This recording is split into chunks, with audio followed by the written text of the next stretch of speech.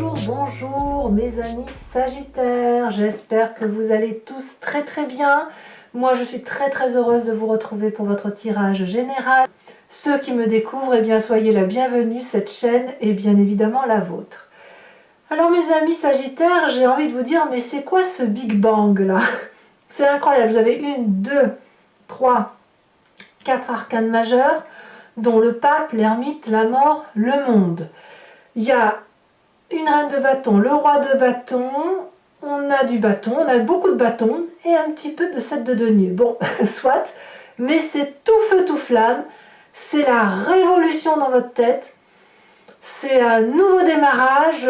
Alors, on y va sans plus attendre et on va voir effectivement comment on avance dans vos énergies. Alors, déjà, pour l'oracle bleu, vous avez 2 cartes qui sont tombées, je vous les ai laissées. C'est l'envie de voyager, l'envie de s'ouvrir au monde avec cette espèce d'insolence qui vous caractérise, qui est juste extraordinaire. Vous avez votre vérité à vous, à l'intérieur de vous-même. Vous avez cette espèce d'originalité qui n'est propre qu'à vous-même, hein, à vous-même, aux Gémeaux aussi également, qui sont comme ça. Mais il y a quelque chose qui relève d'un caractère un peu effronté, vous savez, un caractère un peu d'une personne qui va s'exprimer sans tabou, qui va être explosive, qui va parfois être rebelle, provocante. Vous avez envie que ça bouge, quoi. Autrement dit, je vois pas comment dire les choses. Il y a un côté indépendant, bien évidemment, qui se manifeste en vous, comme si vous quittiez une peau qui vous a étouffé. Et là, c'est waouh, on se réveille, on se révèle, on bouge son corps pour redémarrer un nouveau cycle. Et ça se fait comme un adolescent, vous savez, c'est le Big Bang, ça bouillonne, c'est la révolution en vous, il faut que ça bouge, hein, voilà. Et je vous avoue que j'ai presque envie de vous dire, ça va aller, mais voilà, c'est très bien, ça. Il y a quand même quelque chose de très important. Je vous ai dit que vous avez la carte du monde, je ne suis pas sûre. Non, je ne vous ai pas dit que vous aviez cet arcane majeur là. Je vous ai dit 1, 2, 3, 4 arcanes majeurs. Oui, si, vous avez la carte du monde. Alors, vous entrez déjà tout feu, tout flamme avec la reine de bâton. La reine de bâton, c'est la personne qui a une opulence, qui a de la prestance. C'est une personne que l'on voit de loin, qui s'impose et qui est aussi très généreuse. Elle a bien réussi, la reine de bâton, à s'affirmer, à s'entourer comme il le fallait, à réussir tout ce qu'elle touche, tout ce qu'elle essaye d'entreprendre, et bien ça a toujours été une réussite.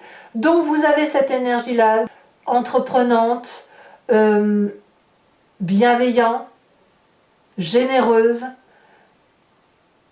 mais affirmée, illuminée, conscience de sa propre existence, conscience de ce que l'on veut, conscience aussi de ce que l'on ne veut pas. Et c'est probablement cette énergie-là qui va se surfer comme ça et qui va faire qu'il y a cette colère. Alors je ne sais pas si le mot colère est bien choisi, mais ce bouillonnement en vous qui va vous donner envie de foncer, d'aller de l'avant, de se mettre aucune limite, quitte à pousser quelques personnes autour de soi. Quoi qu'il en soit, c'est une énergie très dynamique qui vous anime, peut-être même que ça a déjà commencé en décembre. Qu'est-ce qui vous donne comme force? Quelle est la force qui vous vient de votre environnement? On a cette cavalier de bâton. Alors la cavalier de bâton, que les choses soient claires, c'est le dynamisme, c'est l'élan, c'est la rapidité, le nouvel envol, le déménagement, le voyage, je ne peux pas vous le dire autrement. C'est aussi l'impatience, c'est aussi l'impulsivité, c'est du feu, tout flamme, le Big Bang. Je me répète, mais c'est exactement comme ça que ça se manifeste. Donc ça vous vient de l'extérieur. Je ne sais pas ce que vous allez faire. Est-ce que c'est un voyage que vous anticipez, que vous aménagez, que vous entrevoyez, un nouveau départ, un nouveau projet, un nouveau travail, un nouveau je ne sais quoi? En tout cas, c'est quelque chose qui vous porte et qui vous donne beaucoup de force. Donc, eh bien, soit, allez-y, courez, volez, envolez-vous, que le vent vous emmène là où vous souhaitez aller. C'est très bien.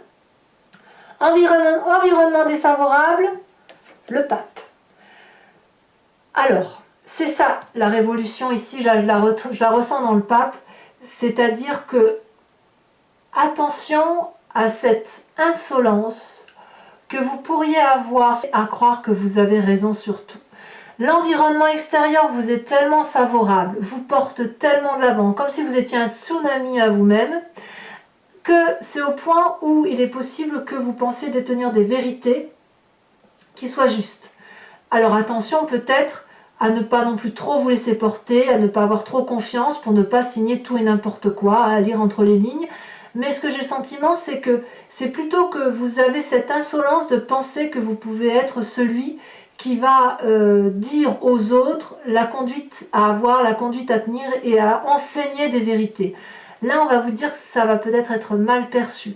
Mais il ne faut pas le prendre mal. C'est parce que si vous voulez, si vous avez cette énergie-là qui fait que tout le monde se pousse, forcément, ça peut générer soit de la jalousie, soit de l'agressivité, soit un rejet d'une certaine catégorie de personnes autour de vous qui pourraient très bien ne pas vous comprendre dans cette foi que vous avez de vous-même et cette foi d'envergure qui est d'aller de l'avant, et on pourrait peut-être ne pas comprendre que vous raisonniez les gens alors que franchement vous êtes plutôt sur un départ, sur une énergie de mouvement, et voilà, vous ne pouvez pas appeler à la sagesse quand vous-même vous ne l'êtes pas. Voilà, c'est ça que je veux dire. Donc cet environnement-là de penser que vous pouvez à la fois être un tsunami et en même temps retenir les eaux, ou d'être un barrage, ça ne va pas être possible. C'est ça que ça veut dire.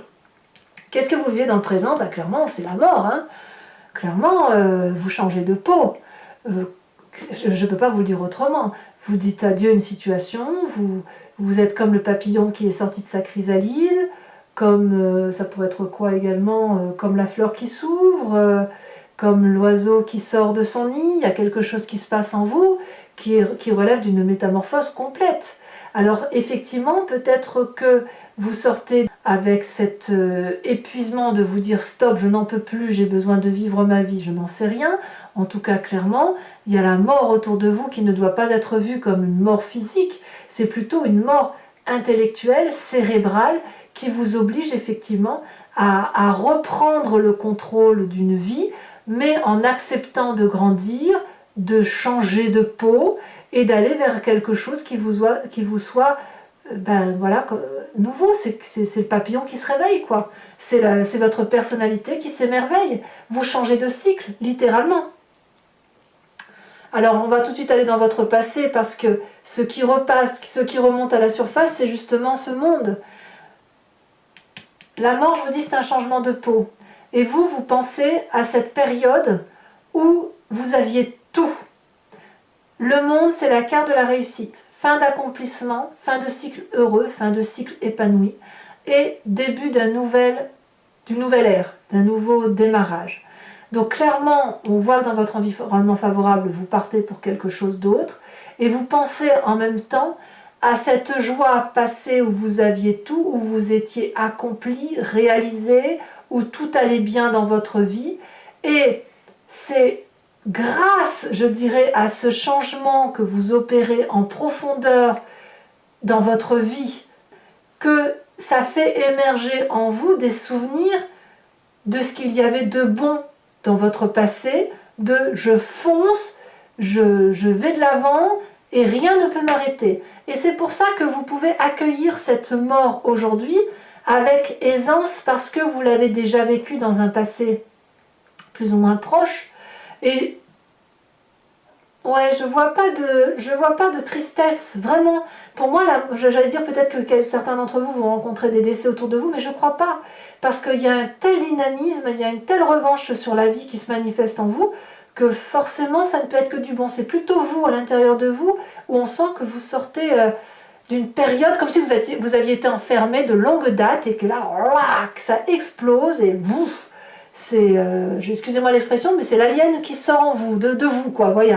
Alors, je ne dis pas que vous êtes un alien, c'est pas ce que je veux dire, mais là, avec la carte de la révolution, on sent que, voyez, on voit très bien ce personnage, hein, on sent qu'on tranche, on arrache le corps, là, et on se déploie en se disant, je veux vivre, je veux exister pleinement, je veux m'épanouir, m'illuminer, et vivre puissamment. C'est le Big Bang, c'est le Big Bang, je ne peux pas le dire autrement. Dans votre inconscient, qu'est-ce qui se passe? L'inconscient, donc, c'est une façon d'agir qui n'est pas consciente, hein, sinon je dirais pas inconscient. C'est inconscient en ce sens où c'est comme lorsque vous respirez, vous clignez des yeux, vous marchez, c'est pareil. Ça vous vient parce que c'est inné en vous, parce que vous êtes fabriqué comme tel, peut-être parce qu'on vous l'a appris de longue date, de votre enfance, de votre éducation, de je ne sais trop où. Mais c'est ça qui se manifeste en vous dans votre inconscient, c'est cette reine d'épée. La reine d'épée, je ne sais pas si vous pouvez imaginer la puissance qu'elle a. On voit très bien cette femme-là qui brandit une arme, et regardez, elle a un puissant dragon qui crache du feu tout autour d'elle. La reine d'épée, c'est celle qui maîtrise son intellect, qui est presque dominatrice et presque manipulatrice. Elle est tellement puissante intellectuellement, elle a tellement compris les choses, elle a tellement pu plonger dans la compréhension du monde et dans ce qu'elle n'a pas peur et qu'elle peut rentrer en transe avec des guides astraux. Elle peut croire en ses rêves, elle croit en sa toute-puissance. Et elle est dominante, elle commande la reine d'épée. Donc vous voyez, dans votre inconscient, on sent ce commandement suprême, on sent que vous avez besoin d'avoir le contrôle sur votre vie. Alors oui, et c'est pour ça que vous avez le pape en inconvénient environnemental, parce que avoir le contrôle sur sa vie, ça ne veut pas dire avoir le contrôle sur les autres. La part des choses doit être faite, mais je peux comprendre qu'avec ce qui se passe à l'intérieur de vous et avec cette transformation qui s'opère, que ça vous est difficile d'être absolument... de tout garder pour vous, parce qu'il faut que ça sorte, quoi. C'est comme un volcan qui explose. Hein. Alors, quel est le futur proche? Eh bien, le futur proche, c'est bizarre, hein, c'est curieux, mais il vous parle de patience. La 7 de denier semble dire que malgré tout ce volcanisme, tout ce feu, toute cette puissance, ce déménagement, voilà, tout ce qui se passe là, on parle de laisser le temps au temps. Peut-être que vous allez prendre conscience que dans un avenir proche, hein, c'est fou, hein, que vous allez... Peut-être que c'est de l'esbrouf en fait. Je ne sais pas comment vous dire. Est-ce que vous ne faites pas tout ça juste pour qu'on vous foute la paix? C'est une question. Est-ce que vous ne faites pas tout ça pour montrer que... ou pour ne pas montrer qu'en fait, en ce moment, vous êtes bien dans votre grotte et que vous savez qu'il faut laisser le temps au temps et qu'il faut laisser les enfants grandir, il faut leur laisser le temps de penser, de réfléchir. Peut-être que vous voulez laisser le temps aussi aux autres, peut-être que c'est ça, que vous voulez laisser le temps aux autres de vous comprendre dans ce que vous êtes devenu, et peut-être que vous allez accepter le rythme, peut-être que c'est ça que votre carte, ce qu'elle veut dire. Parce que quand vous vous déployez avec une énergie très très puissante, hein, moi je le ressens fortement, peut-être que votre avenir proche va être de ralentir, ou de montrer aux gens qu'effectivement vous êtes bien devenu la personne que vous êtes en train de devenir, mais vous allez probablement devoir prendre votre temps parce que les gens ne sont pas arrivés au stade où vous en êtes. Comme je vous le disais tout à l'heure, peut-être que c'est de l'esbrouf, peut-être que vous faites tout ça pour dire qu'en fait vous êtes très bien chez vous, casanier, vous profitez de ce que vous avez, vous laissez le temps au temps et vous attendez patiemment que le printemps arrive. Là, c'est à vous de me dire, ça me fait un peu sourire, mais moi, cette 7 de denier là, elle me fait dire qu'en fait, pour moi, la 7 de denier, c'est vraiment la personne qui attend que les choses arrivent d'elles-mêmes. Alors peut-être que tout ça, toute cette énergie-là, ça n'est qu'un rêve,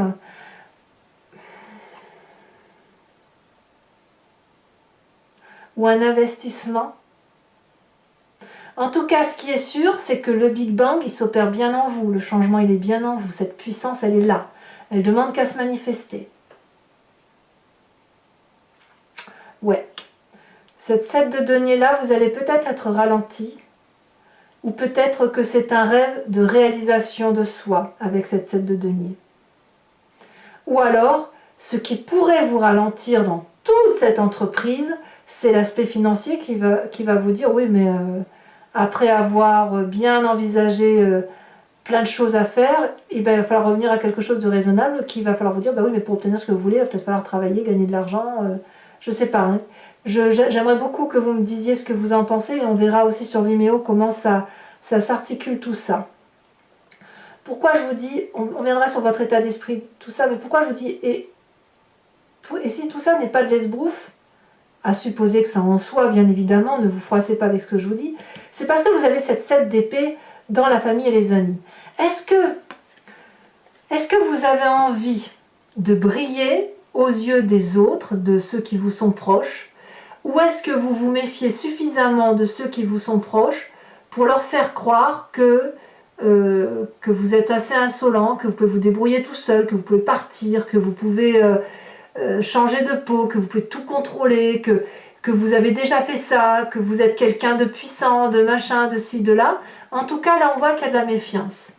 Ou alors, c'est effectivement vous qui avez cette énergie-là parce que vous vous méfiez des autres, et que des autres ou d'un autre, hein, de vos proches, qui fait que là, il faut se mettre en sécurité. La 7 d'épée, clairement, c'est de la méfiance. Je ne sais pas si c'est la famille ou les amis qui se méfient de vous, ou si c'est vous qui vous méfiez de la famille. Vous voyez, vous voyez comme vous voulez. Et c'est pour ça que je vous parle d'esbrouf. Est-ce que... Enfin, esbrouf, je devrais changer de mot, mais j'en ai pas d'autres qui me viennent à l'esprit. C'est un peu une tromperie, si vous voulez. Est-ce que vous ne baratinez pas, vous, tout ça? Est-ce que vous ne faites pas tout un monde pour justement essayer de redorer votre blason par rapport aux autres, à ceux qui vous sont proches? Ou à l'inverse, est-ce que vous ne faites pas tout ça pour éliminer, écarter et impressionner ce ou cet autre qui pourrait vous mettre en difficulté, alors que vous, dans votre avenir proche, ce rêve-là n'est pas encore prêt de se matérialiser. Enfin bref, ça reste un Big Bang, hein, on est bien d'accord. Hein. Peut-être presque, excusez-moi l'expression, mais j'ai presque envie de dire c'est la montagne qui accouche d'une souris, presque. Voilà. En tout cas, c'est le Big Bang quand même, hein, ça bouge. Hein. Dans votre état d'esprit, nous avons une personne qui a conscience de ce qui se passe en elle. Elle ne va pas forcément le dire, mais c'est une personne qui se met en retrait. C'est pour ça que je vous dis la 7 de denier, elle me fait dire patience. L'ermite, c'est la personne qui se met en retrait pour apprendre, qui va se réfugier dans les livres, dans les connaissances, dans l'environnement, l'observation, pour mieux appréhender son environnement. Et effectivement, quand on se met en retrait et que l'on apprend, eh bien, il faut de la patience pour bien préparer son voyage. Si vous avez l'intention effectivement d'aller vers quelque chose qui vous porte vers l'extérieur et qui vous porte avec cette insolence de l'adolescent, hein, si vous voulez, qui vous fait changer de peau, qui vous presse vers un déménagement, qui vous donne une puissance intellectuelle, une réalisation de vous qui vous vient de votre passé, ça nécessite d'être armé et bien préparé. Et pour être armé et bien préparé, eh bien on se met en retrait, on patiente et on laisse germer la petite graine qui sommeille en soi. Donc, esbrouf ou pas, il n'empêche qu'il y a quelque chose de puissant qui se manifeste en vous, quelque chose qui s'impose comme un empressement, l'envie de sortir de sa coquille, de déchirer sa peau pour aller vers une autre peau, et probablement que c'est dû à l'environnement familial, à l'environnement des amis, qui soit n'ont pas assez confiance en vous, soit c'est vous qui n'avez plus confiance en eux. Voilà. Conséquence de vos actions et de vos pensées, la vallée de bâton. On reste littéralement dans votre énergie de feu, dans le bouillonnement pour soi-même, avec cette confiance que l'on a en soi. La vallée de bâton, elle est un peu juvénile. C'est une carte, si vous voulez, qui va vous parler de vos rêves, qui va vous parler de la matérialisation de vos rêves, comme si les connaissances que vous apprenez vont vous permettre d'avoir une meilleure appréhension des vérités. Et c'est comme un déploiement, si vous voulez, d'une action. Comme si vous allez vous dire, bon ben voilà, j'ai tout appris, j'ai pris le temps de, maintenant je vais pouvoir me réaliser. Donc pour ce qui vous concerne, vous êtes toujours dans cette énergie-là, de dynamisme, de fonceur. Attention à ne pas donner trop de leçons aux autres, mais vous avez littéralement changé, comme cet adolescent qui change de peau. Voilà, vous changez et vous croyez en vos rêves. Peu importe que ça prenne un peu plus de temps, peu importe que l'on n'ait pas confiance en vous. Et puis quand on voit les conséquences de vos actions et de vos pensées sur l'environnement, on a la roi de bâton, il y a dans l'environnement une autorité de feu, donc ça peut être encore vous, comme ça peut être un autre feu, donc auquel cas ce serait le Bélier, le Lion et le Sagittaire, qui fait preuve d'autorité. Donc, est-ce que votre action va être ralentie à cause de cette autorité masculine de feu, cette puissance d'action du chef de famille, et qui va dire oui ou non? C'est possible. Soit à l'inverse, j'ai l'impression quand même qu'il est possible qu'il y ait une autorité retrouvée. Mais je ne sais pas si c'est vous qui la retrouvez ou si c'est l'environnement. J'ai bien envie de penser que c'est l'environnement. Et on va tout de suite voir sur Vimeo avec cet approfondissement. Donc je vais vous expliquer pour ceux notamment qui me découvrent. L'approfondissement, je le fais avec le tarot des 78 portes. Pour cette fois-ci, je recouvre l'entier-jeu. Et si vous voulez me rejoindre pour l'approfondissement, il vous suffit de cliquer sur le lien que vous allez trouver en bas de la vidéo. Vous serez renvoyé sur le site en question et notamment sur la playlist de votre signe. Vous pouvez choisir location pour avoir l'accès à l'approfondissement de cette vidéo ou à l'abonnement pour avoir accès à toutes les vidéos de votre signe zodiacal. Si vous choisissez l'abonnement, ça se renouvelle tous les mois, mais vous n'êtes pas tenu par une durée de temps. Vous êtes libre d'annuler l'abonnement à tout instant. Allez, on va tout de suite approfondir. Je crois que là, ça s'impose.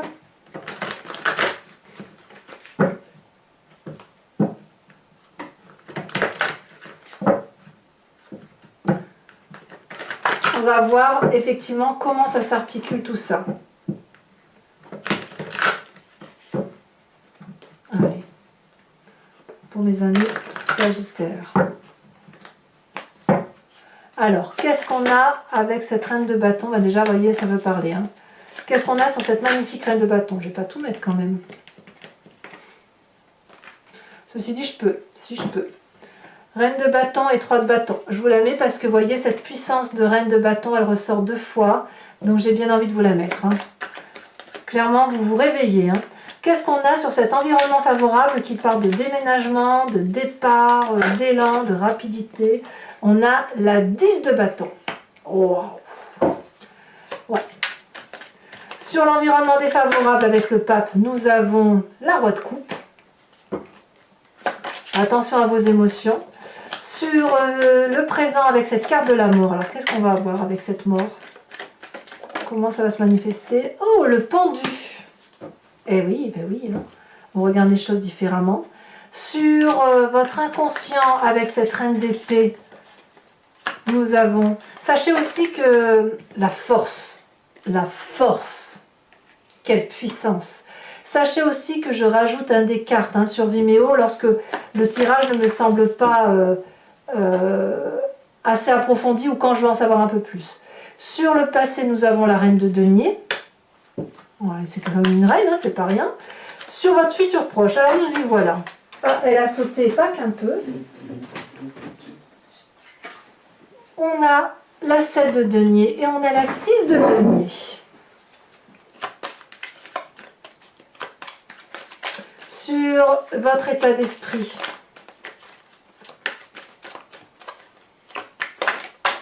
on a la papesse. Oh, bah dites donc, vous en avez des arcanes majeures. Hein. Le pendu, la force, la papesse.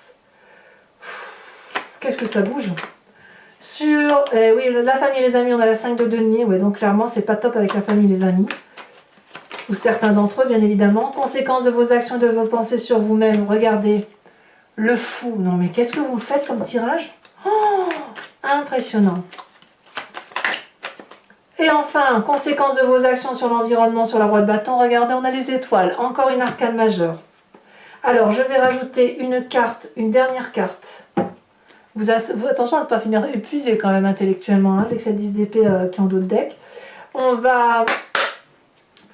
Je vais remettre une carte, une seule, sur l'oracle bleu. Comme ça, on aura un schéma très précis de votre énergie.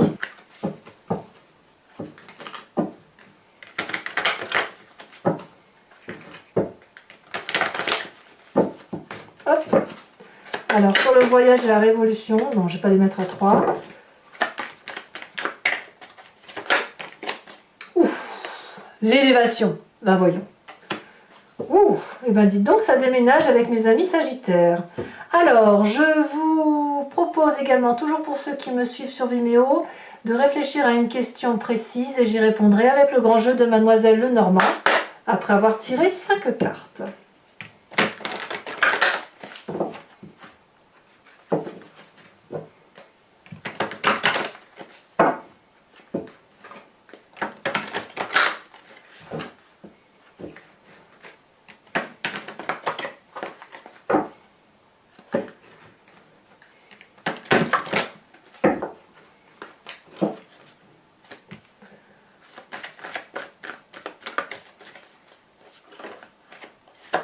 Elle se retourne et nous avons la valet de carreau.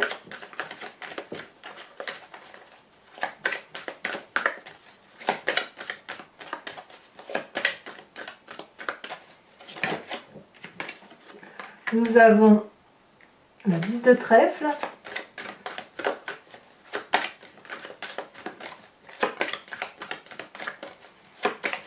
En fait, plutôt que de dire esbrouf, je devrais dire rêve, rêve ou réalité, quoi.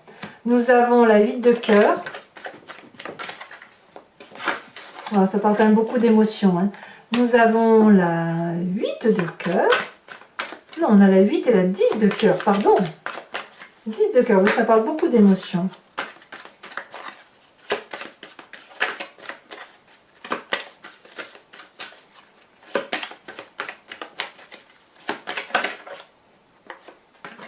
Et nous avons la valet de pique. Vous voyez, je vous disais, attention quand même à la santé. On a ici la 10 d'épée, là je vois j'ai la dame de pique, c'est pas des bonnes cartes ça. Mais voilà, faut pas non plus formaliser, vous avez tellement un jeu de ouf, hein.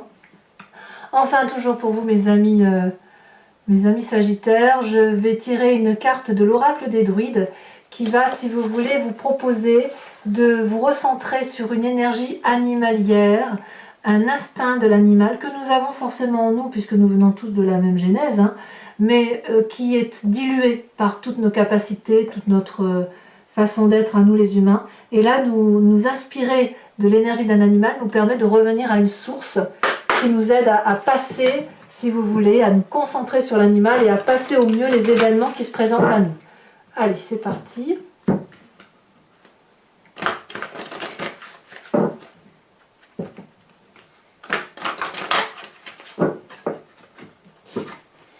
Alors, quelle est la carte qui va sortir pour mes amis Sagittaires? Elle tombe déjà. On vous invite, oh bah tiens, comme les béliers, on vous invite à vous inspirer de l'animal truie, de la truie. Alors, mes amis Sagittaires, vous allez avoir votre tirage sentimental qui va sortir dans quelques jours. Moi, dans tous les cas, je vous dis à très bientôt. Je vous embrasse bien fort. Bisous, bisous.